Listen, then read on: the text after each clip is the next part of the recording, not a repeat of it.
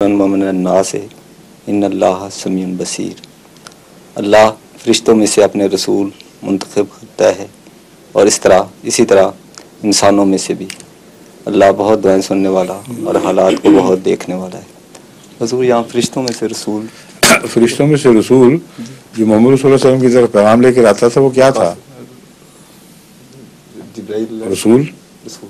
और वो रसूल ना होता तो अपनी तरह से बातें करता था। रसूल वो होता है जो किसी का पैगाम पहुंचाता है। तो जब भी फरिश्ते इंसान पर नाजिल होते हैं वो रसूल के तौर पर नाजिल होते हैं, वरना उनकी कोई हैसियत नहीं। और हजरत इब्राहिम के पास जो आए, हजरत लूत के पास जो आए, वो सब अल्लाह के रसूल थे। और हजरत मरियम के पास जो आए वो भी अल्लाह के रसूल थे। तो फरिश्ता जब खुदा का पैगाम लेकर आता है तो वो अल्लाह का रसूल बन के आता है, और उसके बगैर उसका आना बेमानी है, उसकी कोई हैसियत नहीं रह जाती।